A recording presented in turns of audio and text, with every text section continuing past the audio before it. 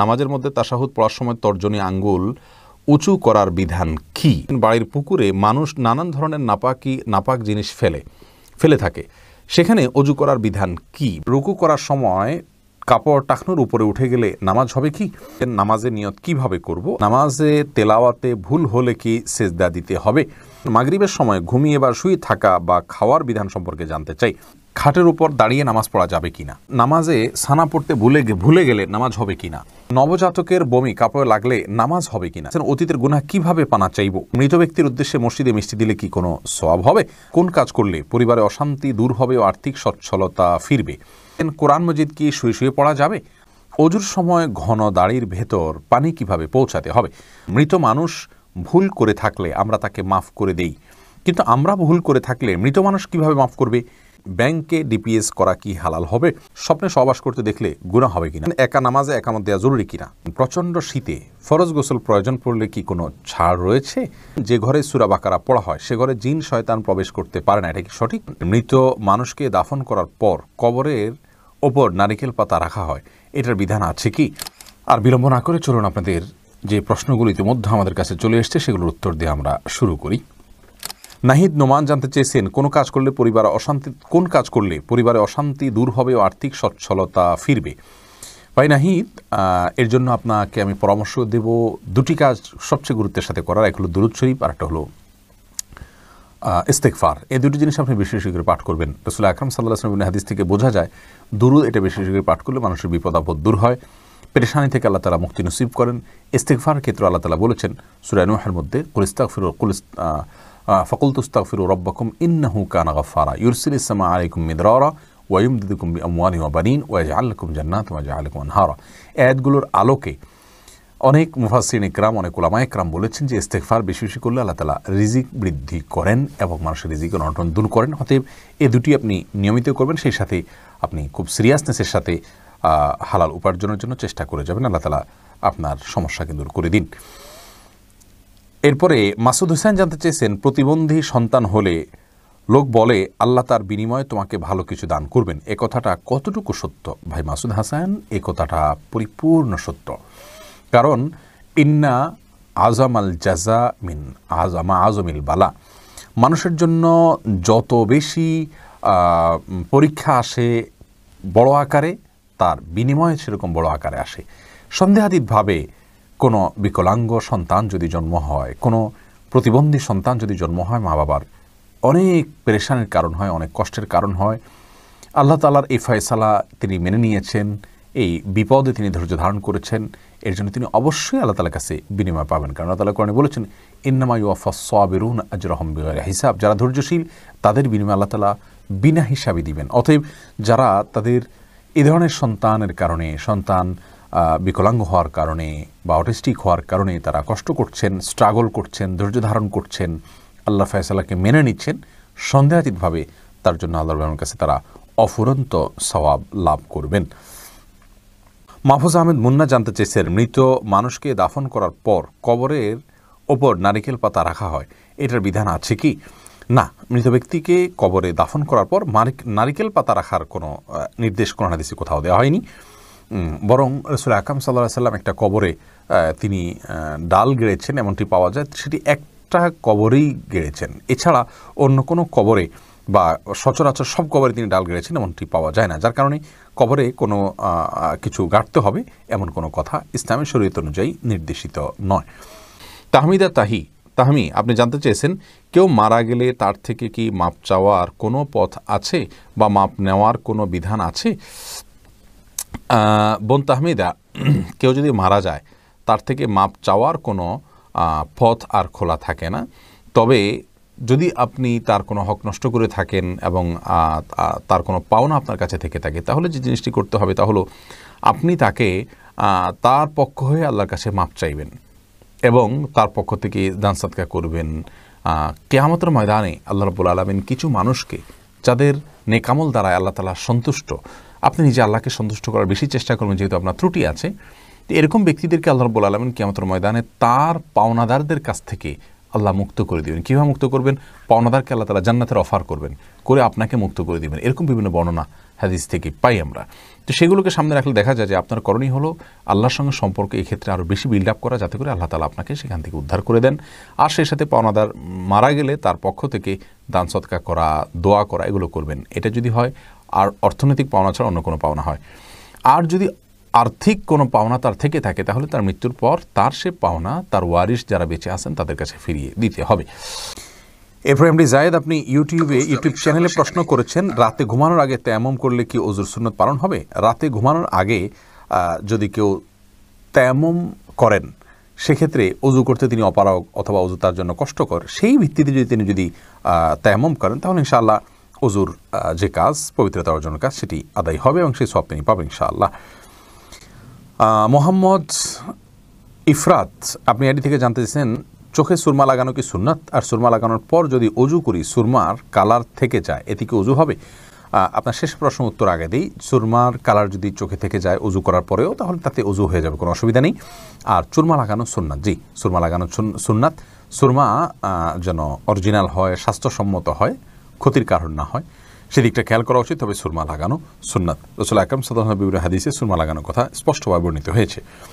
এরপরে মুজাহিদুল ইসলাম শওকাত, আপনি জানতে চেয়েছেন, যে ঘরে সূরা বাকারা পড়া হয় সে ঘরে জিন শয়তান প্রবেশ করতে পারে না, এটা কি সঠিক? যদি সঠিক হয় তবে সূরা বাকারা কতটুকু পড়তে হবে? ভাই মুজাহিদুল ইসলাম, এটা সঠিক এবং এ সম্পর্কে রাসূল আকরাম সাল্লাল্লাহু আলাইহি ওয়াসাল্লামের স্পষ্ট হাদিস রয়েছে।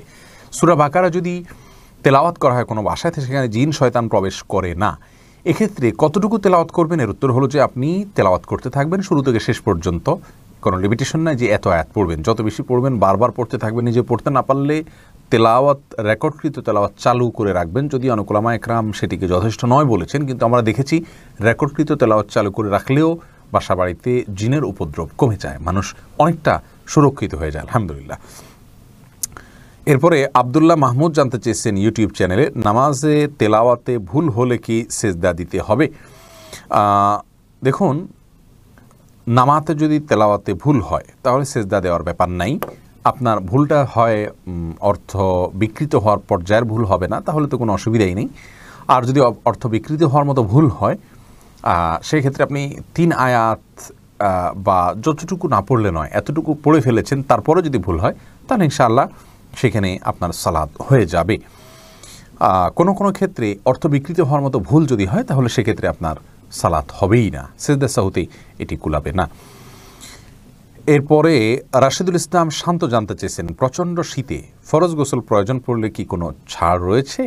ভাই শান্ত, প্রচণ্ড শীতে ফরজ গোসল এর ক্ষেত্রে আপনি ঠান্ডা পানিতে গোসল করা কষ্টকর হলে আপনার জন্য ছাড় রয়েছে। সেই ক্ষেত্রে যদি ঠান্ডা পানি ব্যবহার করলে আপনার অঙ্গহানি হতে পারে, প্রচণ্ড রকমের রোগ দেখা দিতে পারে, জীবন নাশের ভয় হয় আপনার, অথচ গরম করার কোনো ওয়ে না থাকে, এরকম যদি হয় তাহলে আপনি তায়াম্মুম করতে পারেন।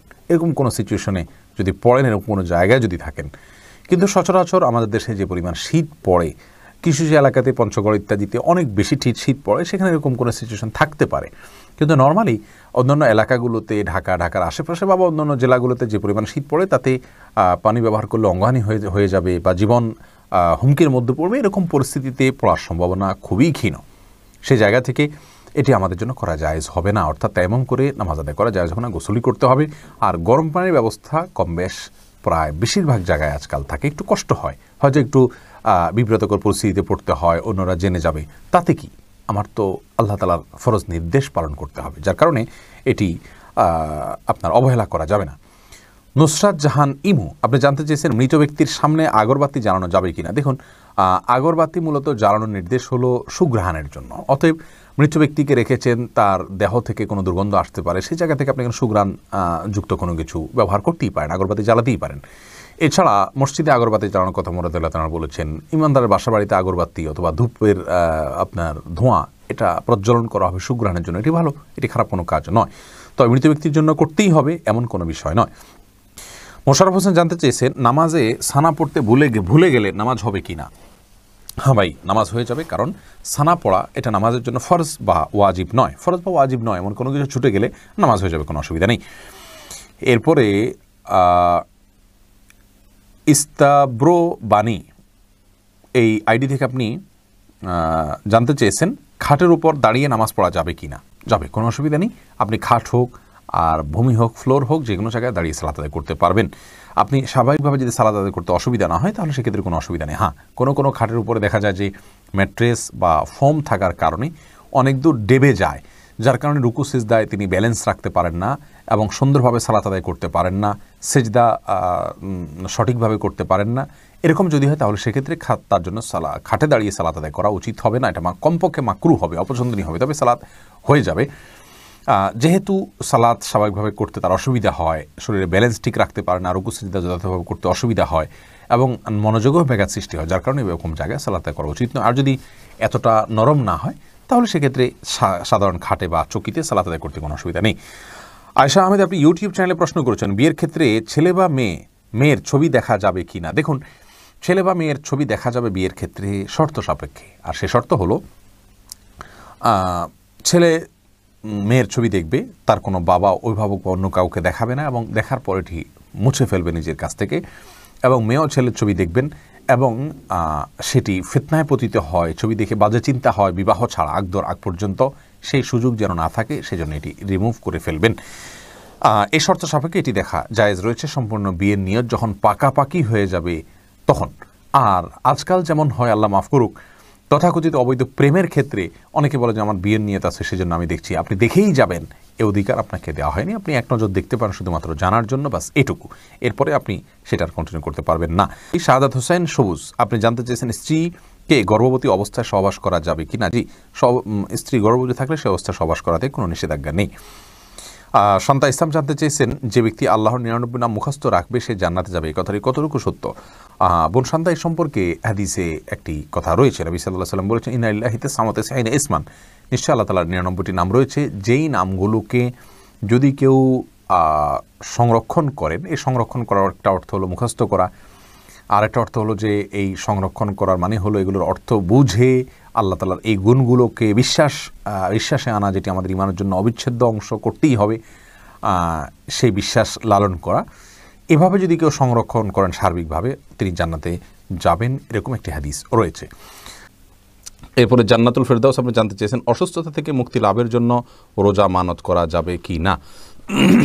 দেখুন, অসুস্থতা থেকে মুক্তি লাভের জন্য অবশ্যই আপনি রোজা মানত করতে পারেন, যে কোনো কাজের জন্যই মানত করা যেতে পারে। তবে হ্যাঁ, মানত এটা খুব বেশি প্রশংসনীয় কাজ নয়, বরং একজন মুসলিম হিসাবে আমাদের যে জিনিসটি করা উচিত তা হলো, আমি অসুস্থ আছি, আল্লাহ রাব্বুল আলামিনের রহমত প্রাপ্তির আশায় একটু আমল করলাম, একটু নফল রোজা এমনিতে রাখলাম, তাহলে সেটা হবে আমাদের জন্য ভালো এবং উত্তম কাজ।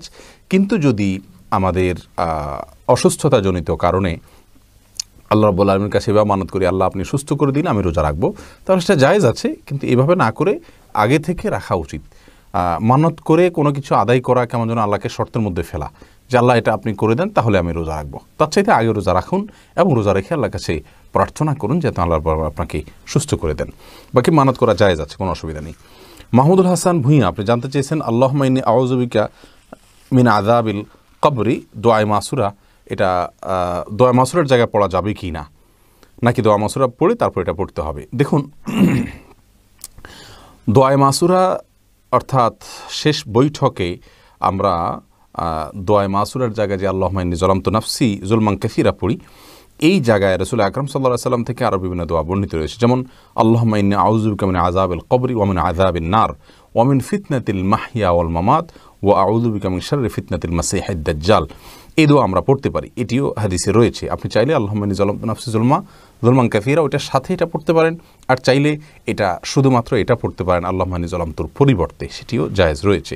রাসূল করিম সাল্লাল্লাহু আলাইহি ওয়াসাল্লাম বলেছেন তাশাহুদের পরে, দুরুদের পরে যেন শেষ বৈঠকে আমরা আল্লাহর কাছে যে কোনো দোয়া করি, সুম্মা লিয়াতাখাইয়ার মিনাদ দুআই মা শা, এরপরে যে কোনো দোয়া সে চায় আল্লাহর কাছে যেন সে দোয়াকে নির্বাচন করে, সে দোয়া যেন পড়ে, এটা রাসূল আকরাম সাল্লাল্লাহু আলাইহি ওয়াসাল্লাম বলেছেন। যার কারণে, এবং বুখারীতে হাদিসটি বর্ণিত হয়েছে, মুসলিমে বর্ণিত হয়েছে, যার কারণে শেষ বৈঠকে আমরা আল্লাহর বড়ানোর কাছে যে কোনো দোয়া করতে পারি। আশরাফুজ্জামান সিয়াম আপনি জানতে চেয়েছেন মৃত মানুষ ভুল করে থাকলে আমরা তাকে মাফ করে দেই, কিন্তু আমরা ভুল করে থাকলে মৃত মানুষ কিভাবে মাফ করবে। দেখুন, আপনি যদি কারোর প্রতি ভুল করে থাকেন, অন্যায় করে থাকেন, তাহলে তিনি মৃত্যুবরণ করলে তার কাছ থেকে আর মাফ নেওয়ার কোনো সুযোগ নেই। এই জন্যই তো একজন মুসলিম জীবদ্দশায় মানুষের সঙ্গে সকল হিসেব নিকেশ চুকিয়ে রাখবেন। কারোর প্রতি অবিচার করলে, অন্যায় করলে, কারোর হক নষ্ট করলে তার কাছ থেকে ক্ষমা চেয়ে সেটাকে পরিষ্কার করে রাখবেন। এটি একজন মুমিনের জন্য করা উচিত, দেরি করা উচিত নয়। কারণ আমার অধিকার যার কাছে আছে, তিনি যদি, যার অধিকার আমি নষ্ট করেছি, তিনি যদি মৃত্যুবরণ করেন তাহলে সেক্ষেত্রে কিয়ামতের দিন কেউ কাউকে ছাড়বে না। মৃত্যুর পরে আর তাকে সন্তুষ্ট করা কঠিন। তবে হ্যাঁ, এরকম পরিস্থিতিতে আল্লাহ তাআলাকে যদি খুব বেশি সন্তুষ্ট করতে পারেন, আল্লাহ তাআলা কোনো কোনো হাদিস থেকে বোঝা যায় যে ওই ব্যক্তির পক্ষ থেকে তার যে পাওনাদার তাকে সন্তুষ্ট করে দিবেন কোনো পুরস্কার দিয়ে, এবং এই ব্যক্তিকে মাপ পাইয়ে দিবেন। অতএব বিকল্প হলো বিশেষ তওবা করা, তার পক্ষ থেকে দান সদকা করা, তার জন্য দোয়া করা, মৃত ব্যক্তির জন্য যার কাছে আমার অধিকার রয়েছে, যার অধিকার আমি নষ্ট করেছি, এবং সেই সাথে আল্লাহ তাআলাকে খুব বেশি সন্তুষ্ট করার চেষ্টা করে যাওয়া। এমনি নাসিমউদ্দিন, আপনি জানতে চেয়েছেন অজুর সময় ঘন দাড়ির ভেতর পানি কিভাবে পৌঁছাতে হবে। দেখুন, পানি এভাবে কোষ করে ধরে আপনি যদি এভাবে ভিজিয়ে রাখেন তাহলে সেক্ষেত্রে যত ঘন দাঁড়িয়ে হোক না কেন গোড়ায় চলে যাবে। সাইফুল ইসলাম জানতে চেয়েছেন নামাজের প্রথম রাকাতে আউযুবিল্লাহ বিসমিল্লাহ সহ সূরা পাঠ করে প্রথম রাকাত শেষ করলাম, দ্বিতীয় রাকাত কি পুনরায় আউযুবিল্লাহ পাঠ করতে হবে না বিসমিল্লাহ পাঠ করলেই হবে? দেখুন, সূরা ফাতিহা যেহেতু আপনি নতুন করে শুরু করছেন, এই জন্য আপনি আউযুবিল্লাহ পাঠ করবেন এবং এরপরে বিসমিল্লাহ পাঠ করবেন। কারণ ফাইদা ক্রাআতাল কোরআন ফাস্তাইজ বিল্লাহি মিনাশ শাইতানির রাজিম, আল্লাহ তাআলা বলেছেন কোরআন যখন পাঠ করবে তখন তুমি আল্লাহ তাআলার কাছে আশ্রয় চাইবে শয়তান থেকে। এই জন্য প্রথম রাকাতে আপনি সূরা ফাতিহা পাঠ করেছেন, এরপরে আপনি রুকু করেছেন, সিজদা করেছেন, তাসবিহ পাঠ করেছেন, অনেকগুলো কাজ করেছেন, আবার নতুন করে আপনি তেলাওয়াত শুরু করছেন, যার কারণে আপনি এখানে আউযুবিল্লাহ সূরা দুইটা পাঠ করবেন। এরপরে ফারিয়া ইসলাম জানতে চেয়েছেন কোরআন মাজিদ কি শুয়ে শুয়ে পড়া যাবে? হ্যাঁ বোন ফারিয়া, কোরআন মাজিদ শুয়ে শুয়ে পড়া যাবে, কোরআন মাজিদ শুয়ে পড়া যাবে না এমন কোনো কথা কোরআন হাদিসের কোথাও বলা হয়নি, বরং সাধারণ অবস্থায় কোরআন মাজিদ পড়া যাবে। তবে কোরআন মাজিদের প্রতি, কোরআন মাজিদকে বুকের মধ্যে ধরে অসম্মানজনকভাবে শুয়ে শুয়ে পড়া উচিত না। আপনি মুখস্থ থেকে পড়তে পারেন, আর সাধারণ অবস্থায় বসে বসে সুস্থ অবস্থায় আপনার কোরআন মাজিদ পড়ার চেষ্টা করা উচিত। আপনি মনসুর আল্লাহ জানতেছেন অতীতের গুনাহ কিভাবে পানা চাইব? ভাই মনসুর, আপনি অতীতের গুনাহের জন্য আল্লাহর কাছে লজ্জিত হয়ে, অনুতপ্ত হয়ে ক্ষমা চাইবেন, চোখের পানি ফেলে সম্ভব হলে বা কানার ভান করে হলে আল্লাহর কাছে মাপ চাইবেন, আর ভবিষ্যতে করবেন না বলে প্রতিজ্ঞাবদ্ধ হবেন। ইনশাআল্লাহ এর মাধ্যমে আল্লাহ তাআলা আপনাকে গুনাহ থেকে মুক্ত করবেন। মহিমা মাহি, আপনি জানতে চেয়েছেন নবজাতকের বমি কাপড়ে লাগলে নামাজ হবে কিনা? দেখুন, বমি নাপাক, সেটা নবজাতক হোক অথবা প্রাপ্তবয়স্ক কেউ হোক, সবার বমি নাপাক, যার কারণে এটি লাগলে নাপাক হয়ে যাবে। এমনি মামুন হোসেন জানতে চেয়েছেন মৃত ব্যক্তির উদ্দেশ্যে মসজিদে মিষ্টি দিলে কি কোনো সওয়াব হবে? দেখুন, মৃত ব্যক্তির পক্ষ থেকে আপনি গরিব দুঃখীকে খাবার দিতে পারেন, কোনো অসুবিধা নেই। দিনক্ষণ ঠিক না করে এমনিতে গরিব দুঃখীকে খাবার দিলেন। মসজিদে বিশেষভাবে খাবার দিতে এমন কোনো কথা নেই। গরিব দুঃখীকে খাবারটা আপনি বাইরেও দিতে পারেন, তাদের বাসা পৌঁছে দিতে পারেন। মসজিদ থেকে, মসজিদের সাধারণ মুসল্লিরা আছে তাদেরকে আপনি দান করতে পারেন মৃত ব্যক্তিকে সওয়াবের উদ্দেশ্যে, সেটিও হতে পারে।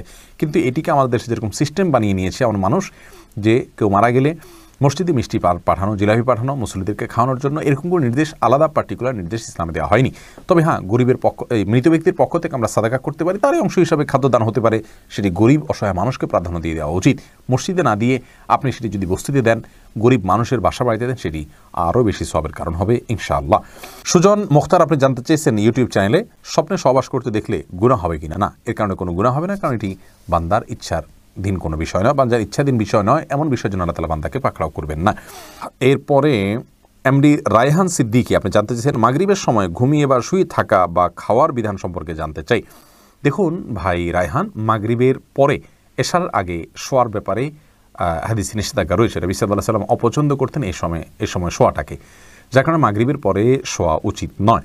তবে যদি কেউ অসুস্থ থাকেন, শরীরে ক্লান্তি থাকে, তিনি শুয়ে আছেন ক্লান্তির কারণে, সেটি ভিন্ন বিষয়।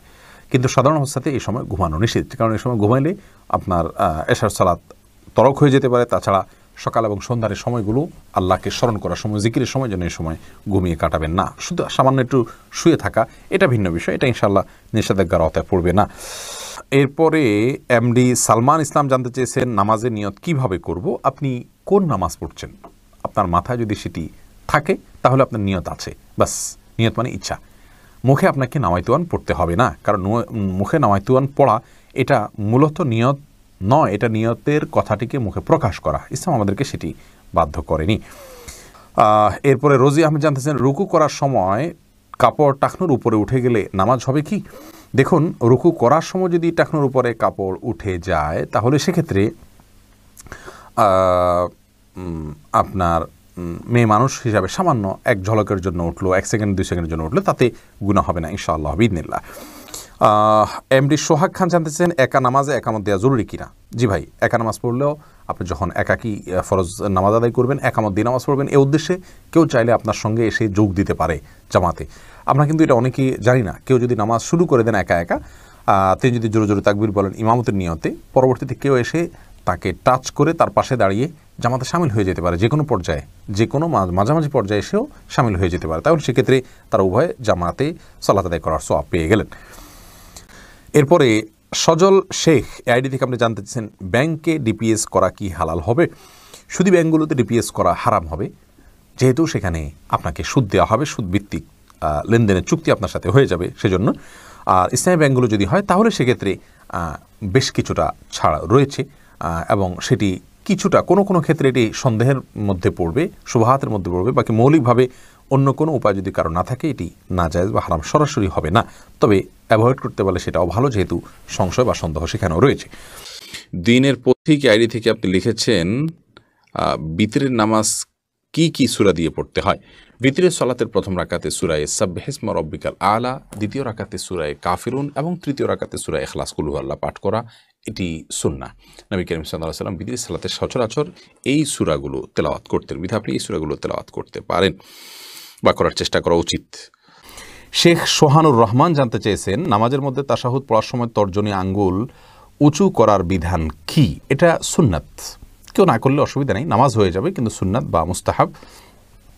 অর্থাৎ আমরা যখন তাশাহুদ পাঠ করব তখন আমরা তাশাহুদের মধ্যে মূলত সাক্ষ্য দিচ্ছি আল্লাহর একত্ববাদের, রাসূল আকরাম সাল্লাল্লাহু আলাইহি ওয়াসাল্লামের রিসালাতের, তখন আমরা আঙ্গুল উঁচু করে মুখের সাক্ষ্যটাকে আমার আঙ্গুলের সাথে আমার আচরণের মাধ্যমে আমি মিলাচ্ছি। অর্থাৎ আমি মুখে বলছি আল্লাহ ছাড়া কোনো সত্যিকারের মাবুদ নাই, সাক্ষ্য দিচ্ছি, মুহাম্মদ সাল্লাল্লাহু আলাইহি ওয়াসাল্লাম আল্লাহর রাসূল সাক্ষ্য দিচ্ছি, আবার তার সাথে আমি আঙ্গুল উঁচু করে আমি সাক্ষ্যর সাথে ওইটাকে আমি মেলাচ্ছি। তো এটা জায়েজ, এটা মুস্তাহাব, করা উচিত। যদি কেউ না করেন নামাজ হয়ে যাবে। এটার পদ্ধতি নিয়ে অনেক মতপার্থক্য আছে, এটি আমরা বারবার বলেছি। সারাক্ষণ নাড়াতে থাকবো নাকি উঠিয়ে শুধু ধরে রাখবো? তো নাড়াতে থাকার সপক্ষে একটি হাদিস মুসনাদ আহমদে বর্ণিত হয়েছে যে এই আঙ্গুল নাড়ানোটা শয়তানের উপরে লোহার চাইতে বেশি, আপনার লোহার আঘাতের চাইতে বেশি কষ্টের। তো এই হাদিসের ভিত্তিতে অনেক আমাকে মনে করেন যে নাড়াতে থাকলে শয়তানের প্রতি এটা আঘাতের কাজ দেয়, এই জন্য নাড়াতে থাকার কথা তারা বলেন। আর এর বিপরীতে অনেক উলামা ইকরামের মতে এটা শুধুমাত্র উঠাবেন এবং নামাবেন। এখানে নাড়ানো বলতে উদ্দেশ্য হলো উঠানেল এবং এই নাড়ানো, সারাক্ষণ নাড়ানো উদ্দেশ্য না। আর তাছাড়া এখানে বেশিরভাগ হাদিসগুলোতে এসছে ইউশিরু, আঙ্গুল দিয়ে ইশারা করা। তো ইশারা করা নাড়ালে ইশারা করা হয় না, উঠানো এবং নামানোর মাধ্যমে ইশারা করা হয়।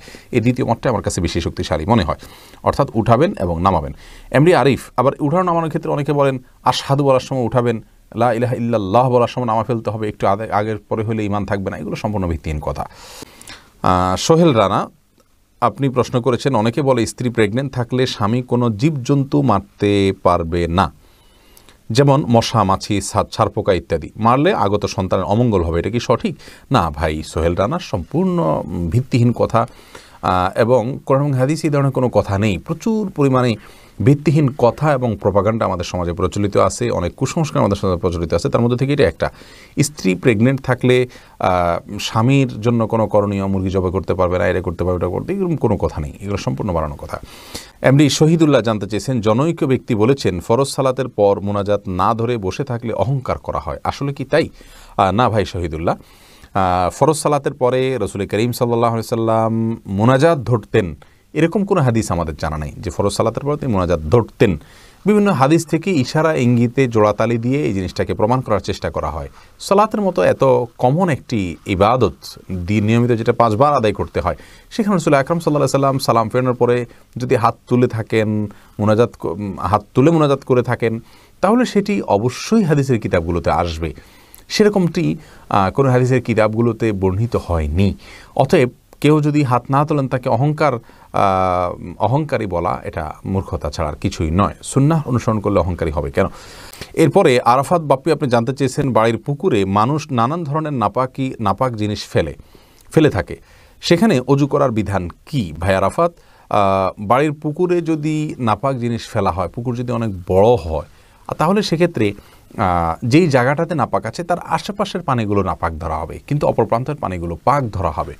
অনেক পানিতে যদি নাপাক পড়ে তাহলে সেক্ষেত্রে এই বিধান প্রযোজ্য হয়।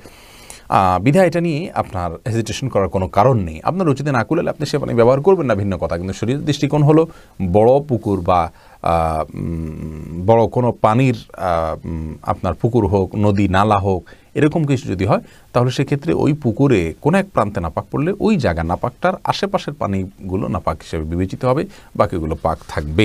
হ্যাঁ, যদি নাপাকের পরিমাণ এত বেশি হয় যে পানির কালার পরিবর্তন হয়ে গেছে, রং গ্রান পরিবর্তন হয়ে গেছে, তাহলে সেখানে পানি নাপাক হিসেবে বিবেচিত হবে, এটা ব্যবহার করা যাবে না।